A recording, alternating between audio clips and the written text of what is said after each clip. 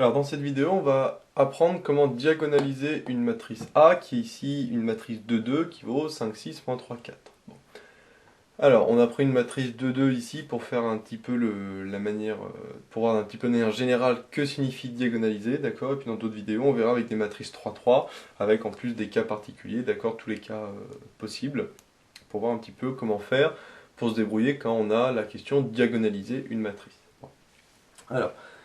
Déjà, qu'est-ce que ça veut dire diagonaliser une matrice? Diagonaliser une matrice, il y a plusieurs étapes, d'accord? La première étape, c'est de calculer le polynôme caractéristique.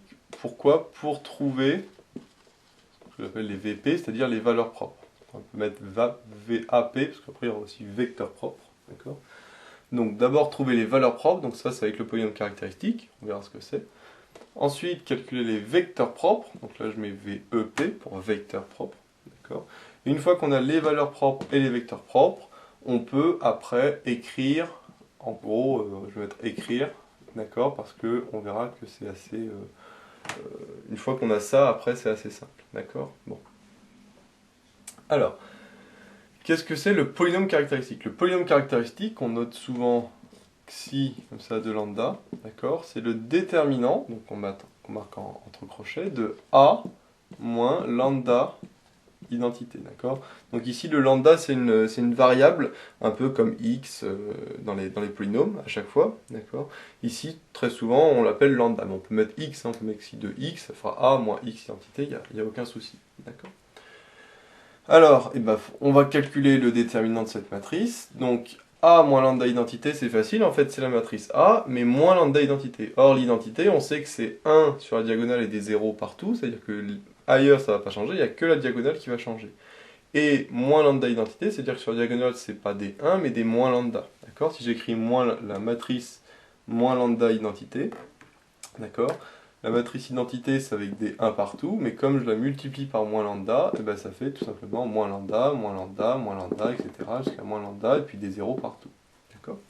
Et là ce que je fais, c'est que je prends ma matrice A, d'accord? Et je fais plus moins lambda identité, d'accord, plus cette matrice-là. Ce qui fait que, en fait, tout simplement, je prends ma matrice, mais je rajoute moins lambda à chaque fois sur la diagonale.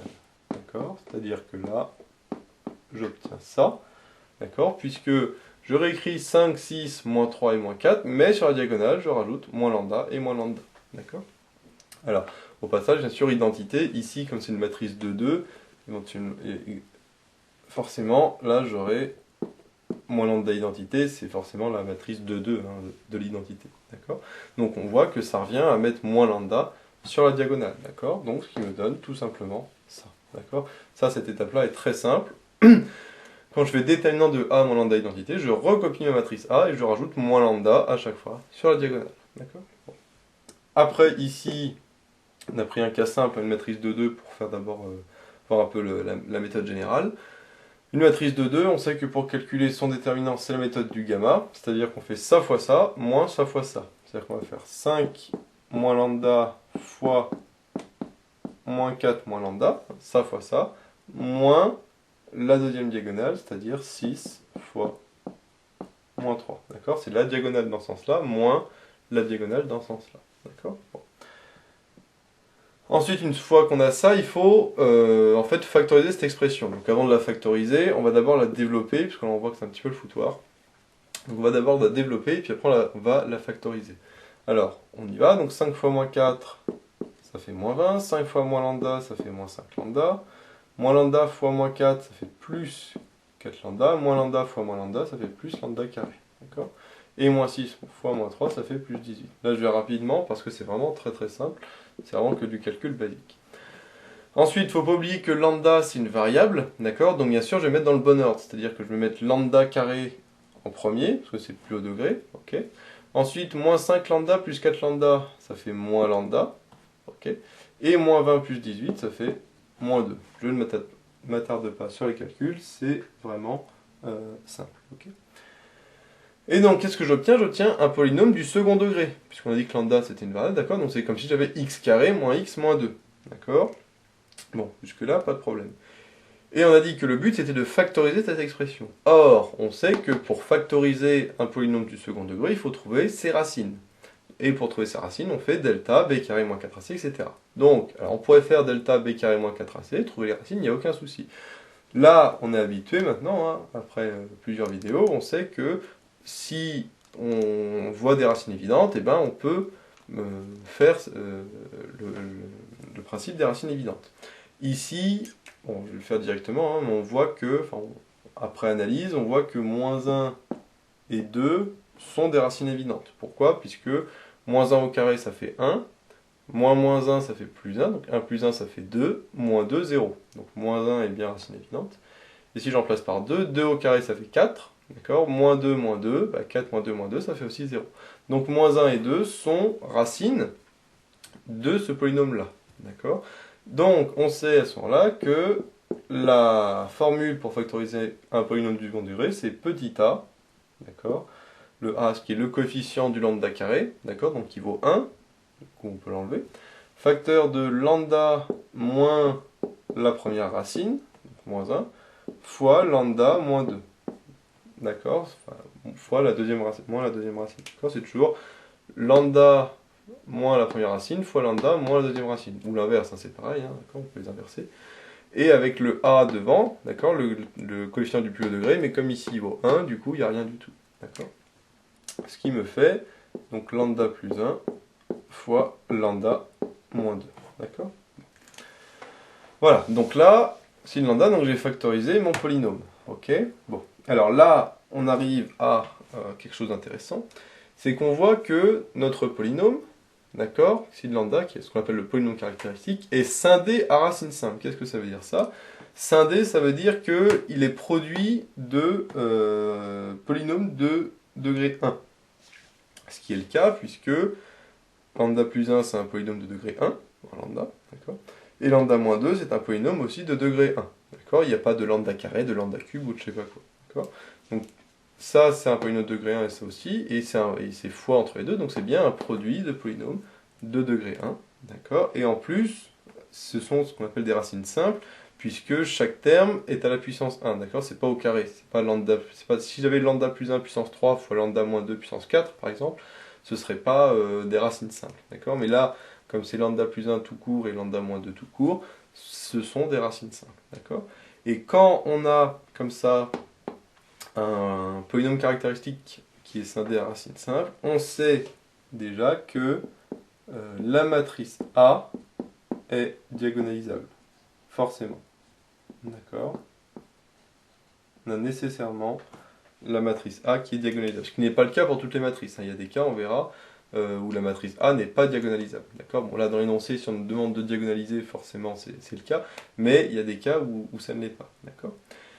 Et non seulement on sait ça, mais en plus on sait que les valeurs propres, d'accord, notre VAP, d'accord, ce sont les racines de ce polynôme. Et les racines, on a vu, hein, de ce polynôme, c'était moins 1 et 2, d'accord. Donc les valeurs propres, finalement, de la matrice, d'accord, ce sont moins 1 et 2, d'accord. Voilà. Donc ça, c'est la première étape, d'accord. On a fait la première étape qui est trouver les valeurs propres, d'accord, de la matrice, qui sont moins 1 et 2. Donc pour ça, c'est très facile. Les valeurs propres, par définition, ce sont les racines du polynôme caractéristique. Donc qu'est-ce qu'on fait? On calcule le polynôme caractéristique et puis on trouve ses racines. Alors comment dire? Pour trouver les racines, on calcule le polynôme caractéristique qui est notre xi de lambda. Donc la formule à retenir, c'est ça. Donc A moins lambda identité. Et le principe, c'est on recopie la matrice A, d'accord, et on rajoute moins lambda sur la diagonale. Bon, et puis après on calcule le déterminant et puis on trouve les racines. Donc là je l'ai factorisé parce que très souvent on le factorise, d'accord, mais on n'est pas obligé, hein, mais le mieux c'est de le factoriser pour voir que c'est un polynôme qui est scindé à racines simples, etc. Voilà. Et puis on trouve les racines qui sont moins 1 et 2. Donc là maintenant je n'en ai plus besoin. Et une fois qu'on a trouvé les valeurs propres, on va trouver les vecteurs propres. Alors qu'est-ce qu'un vecteur propre? Alors, c'est très facile. Donc là, j'ai deux valeurs propres qui sont moins 1 et 2, d'accord. Et je vais trouver d'abord, on peut commencer par moins 1, d'accord, le vecteur propre associé à moins 1. Alors pourquoi le vecteur propre? Parce que des fois, ici, il n'y en a qu'un seul, dans le sens où on a vu que le lambda plus 1, d'accord, d'où provenait le moins 1, d'accord, lui était la puissance 1, comme je viens de dire, d'accord? C'est pas lambda plus 1 au carré, ou puissance 3, puissance 4, etc. Donc c'est ce qu'on appelle une racine de multiplicité 1, d'accord, ou d'ordre 1, et donc forcément il n'y aura qu'un seul vecteur propre, d'accord? Même principe pour le lambda moins 2, d'accord, c'était le puissance 1, donc forcément il n'y aura qu'un seul vecteur propre pour 2, d'accord? On verra après quand on passera aux matrices 3-3 que des fois il y a plusieurs vecteurs propres pour chaque valeur propre, mais bon, ça, on va voir que là, il n'y a pas de souci. Alors, qu'est-ce qu'un vecteur propre? Eh bien, un vecteur propre, d'accord, associé, alors, je vais prendre le cas général, si on a une valeur propre lambda, d'accord, eh bien, un vecteur propre, que j'appelle x, d'accord, le vecteur propre, c'est x, d'accord, ben, il est tel que ax égale lambda x, d'accord, tout simplement. Donc, le a, c'est la matrice A, le x, c'est le vecteur propre, d'accord, et le lambda, c'est la valeur propre, d'accord, et la relation, c'est ax égale lambda x, d'accord, et le but, c'est de trouver que vaut x, ok, bon.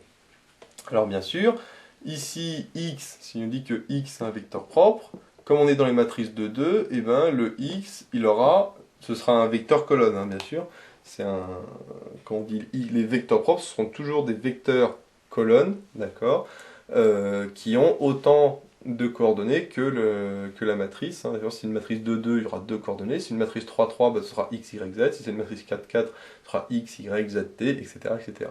Ici, c'est une matrice de 2, donc notre x, notre vecteur propre que l'on cherche, c'est une matrice colonne à deux éléments x et y. D'accord ? Donc si on applique la formule, ça fait ax égale moins 1x. Parce que le lambda, la valeur propre, d'accord, c'est moins 1. D'accord? Donc moins 1x, c'est-à-dire moins x. D'accord? Bon. Voilà, donc là, j'ai une équation que je dois résoudre. Pour ça, c'est très facile. Le a, donc c'est 5, 6, moins 3, moins 4. Le x, on a vu que c'était xy, et moins x, eh ben c'est du coup moins x et moins y, puisque x c'est xy, du coup moins x c'est moins x moins y. D'accord? Ça, a fois x, ben, je vais calculer. Donc c'est une matrice hop hop, donc forcément qu'il y aura deux lignes et une colonne. D'accord? Donc deux lignes et une colonne. Et je calcule. Donc ça c'est multiplier des matrices, hein, c'est facile. C'est 5 fois x moins 3 fois y. Donc la première coordonnée, hein, c'est 5x moins 3y. D'accord? Et le deuxième c'est 6x moins 4y. Donc 6x moins 4y. Et donc toujours égal moins x moins y. D'accord? Donc comme on le voit là, je l'ai développé, mais bien sûr c'est très facile. On sait que forcément ce sera 5x moins 3y, 6x moins 4y. En fait, on regarde la ligne tout simplement, comme c'est 5 moins 3, ben, ce sera 5x moins 3y, et en dessous 6x moins 4y. Si après ici on avait eu d'autres chiffres, forcément on aurait eu 5x moins 3y plus je sais pas combien de t, etc. etc. D'accord? Avec l'habitude, on voit que c'est toujours les mêmes formules. D'accord? Une fois que j'ai fait ça, et bien maintenant j'ai mon système, puisque j'ai un vecteur qui est égal à un autre. Donc forcément, ça égale ça, et ça égale ça.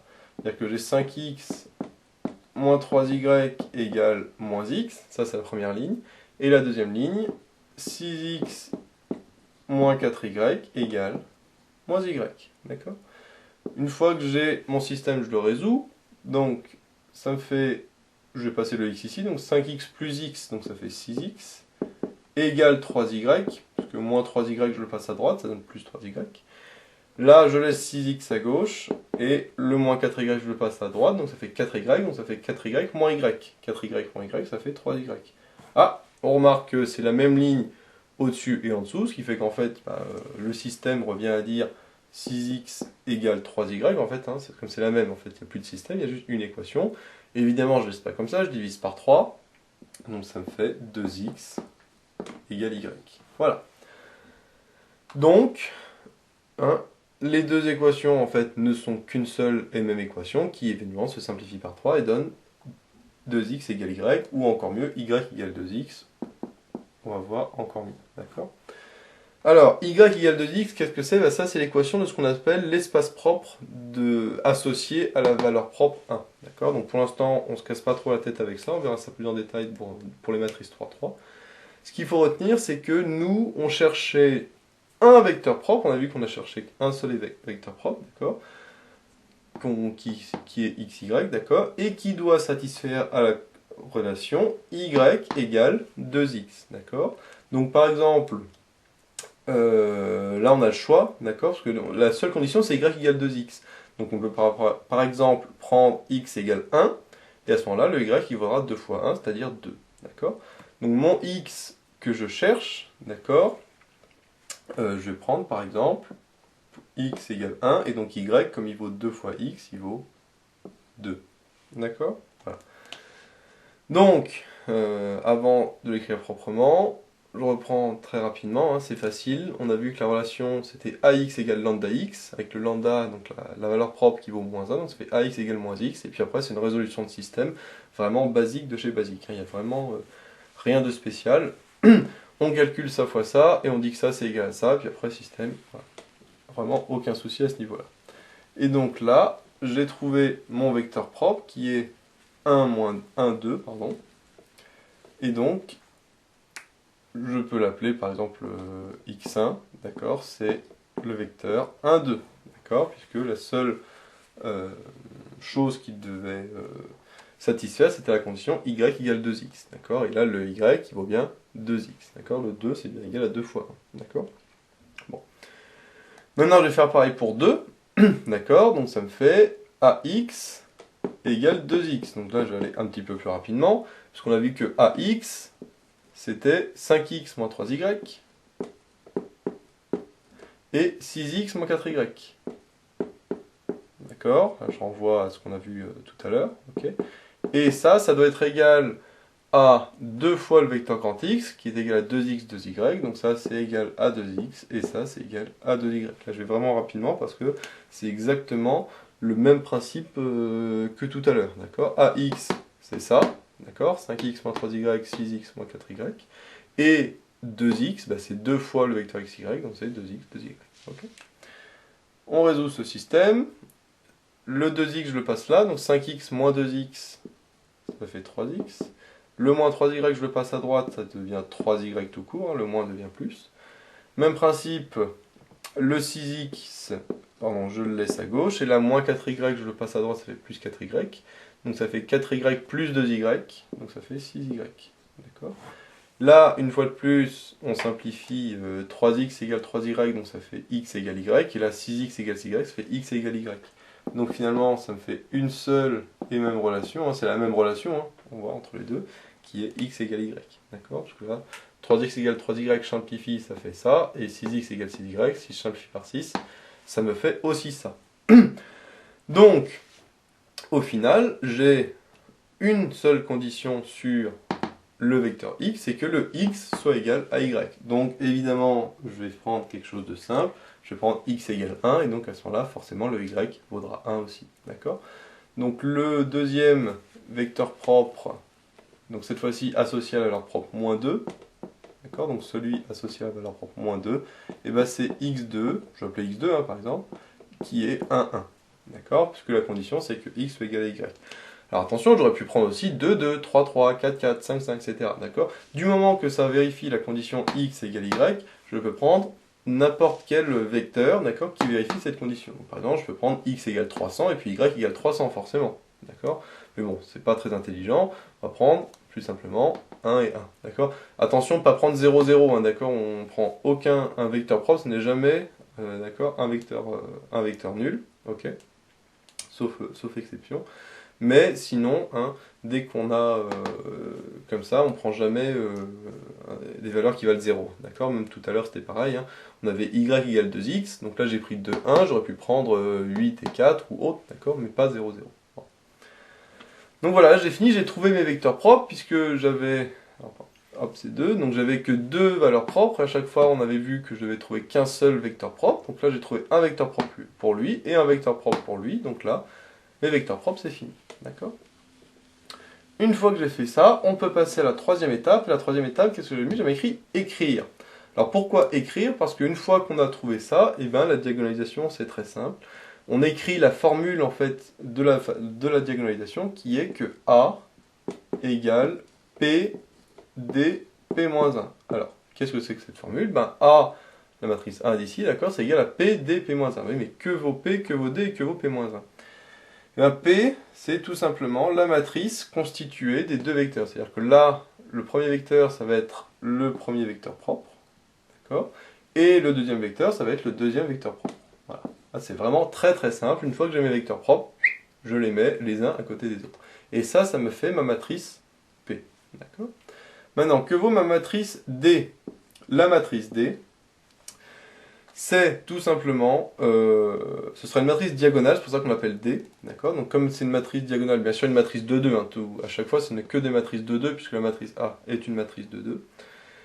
Et c'est une matrice diagonale, donc il y aura des zéros ici et là, d'accord? Il n'y aura que des valeurs sur la diagonale, et les valeurs de la diagonale, ce sont les valeurs propres, d'accord? Alors, donc les valeurs propres, c'est moins 1 et 2. Ah oui, mais est-ce que c'est moins 1 et 2 ou 2 et moins 1? Eh bien c'est très facile, pour choisir, c'est très simple. Puisque le vecteur, le premier le vecteur de la colonne de gauche qui est 1, 2, lui, il est associé à la valeur propre moins 1. Donc forcément, ici, ce sera moins 1. C'est pour ça que je l'ai mis en dessous, pour qu'on voit bien, d'accord?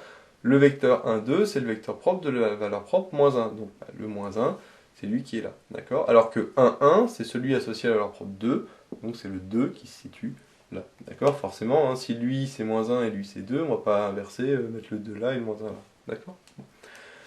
Bien sûr, à l'inverse, si j'aurais très bien pu prendre P, qui est la matrice 1, 1, 1, 2.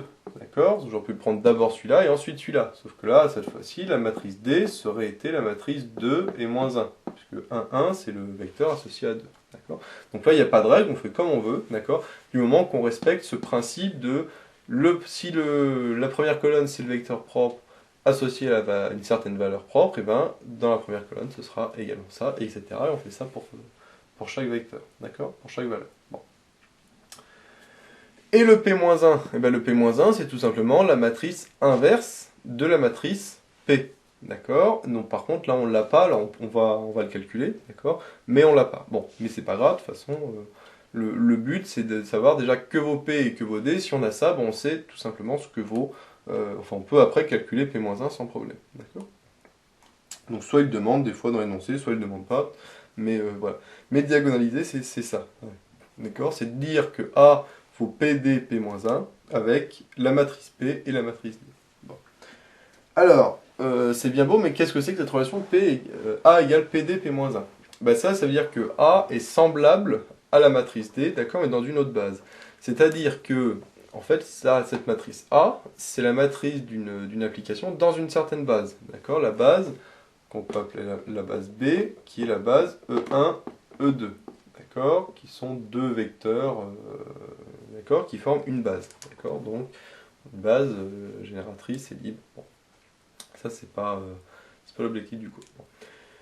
Et la matrice P, pourquoi on peut l'appeler P? Parce que P comme passage, d'accord. P, c'est la matrice de passage de la base B dans une base B', donc P, d'accord, c'est la matrice de passage de B, d'une base B, dans une base B', d'accord, une base B' qu'on peut appeler E'1, E'2, d'accord, E'1 et E'2 étant les deux vecteurs de la base B', d'accord. Et alors, du coup, que vaut D? Eh bien, D, c'est tout simplement la matrice, en fait, enfin, on peut appeler ça la matrice de A, mais dans B'. D'accord? Voilà, D en fait c'est la représentation de l'application de A, mais dans la base B', d'accord? Et l'intérêt c'est que dans la base B', eh ben, la matrice devient diagonale. Et une matrice diagonale c'est toujours plus simple à faire, enfin à manipuler on va dire, qu'une base, qu'une matrice comme ça où il n'y a pas de zéro, qui n'est pas une matrice quelconque, d'accord? Voilà. Juste pour terminer cette vidéo, de voir que P, donc si on fait un petit schéma, en fait, A c'est la matrice, enfin c'est la représentation en fait d'une application linéaire dans la base B. D'accord? P c'est la matrice de passage de B dans B'. D'accord? D c'est la représentation dans B'.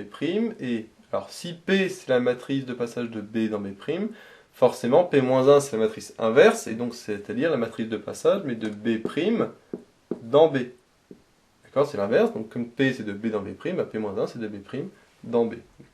Et là, on voit un petit peu un espèce de principe de Chasles, qui est que BB', B', hop, si on regroupe, ça fait B'. D'accord? Et donc là, c'est bien, on va dire que les B' sont ensemble, et donc en fait, avec une espèce de principe de Chasles, ils vont se regrouper, d'accord, s'annuler, et laisser apparaître B et B, qui eux aussi vont se regrouper pour bien donner B, d'accord? En gros, voilà l'idée principale de ça, d'accord? C'est que quand on fait PD, P-1, bah d'abord on est dans la matrice, dans la base B, on passe dans la base B', on fait la matrice de B', et après on reprend, enfin on repart, on va dire, dans la matrice B, d'accord? Et le tout me donne juste, en fait, la matrice, enfin la représentation de l'application dans la base B. Voilà. Bon. Donc ce qu'il faut retenir, c'est ça. D'accord? Première étape, trouver les valeurs propres avec le polynôme caractéristique, on a vu. Ensuite, trouver les vecteurs propres, le ou les vecteurs propres associés à chacune des valeurs propres, d'accord? Et ensuite, juste écrire, je mets écrire parce que là, il n'y a aucun calcul à faire, dans le sens où il faut juste écrire A égale PD, P-1, avec P qui est les vecteurs propres mis les uns à la suite des autres, d'accord? Et la matrice D qui est la matrice diagonale, avec bien sûr sur la diagonale les valeurs propres, sachant que ces valeurs propres sont dans le même ordre que les vecteurs propres. D'accord? Et à retenir que P c'est la matrice de passage d'une base B dans une base B', et que D c'est la représentation en fait de l'application dans la base B', tout simplement. D'accord? Voilà. Éventuellement, calculer P-1, donc ça on va le faire dans la vidéo d'après, d'accord? Une deuxième vidéo, on va calculer P-1, enfin bon, on va faire une des techniques pour calculer P-1, parce qu'il y a plusieurs manières de calculer la matrice inverse, d'accord? Et voir un petit peu à quoi sert cette diagonalisation, d'accord? Bon. Sachant que là, j'ai dit que D c'est la matrice diagonale, parce qu'on a vu que la matrice était diagonalisable. Ça, on l'avait vu avant, dans le sens où le polynôme était scindé à racine simple, donc forcément le polynôme est diagonalisable. On verra dans d'autres vidéos que des fois la matrice n'est pas diagonalisable, donc à ce point-là c'est un petit peu plus compliqué, un petit peu plus long, mais c'est le même principe général, hein, c'est toujours trouver les valeurs propres, les vecteurs propres, et après écrire, sauf que dans la partie écrit, il y aura quelques calculs à faire en plus. Mais sinon, le principe général, c'est toujours le même, c'est toujours celui-là. Et donc maintenant, on va voir dans une deuxième vidéo comment calculer P-1 et une des applications de la diagonalisation d'une matrice.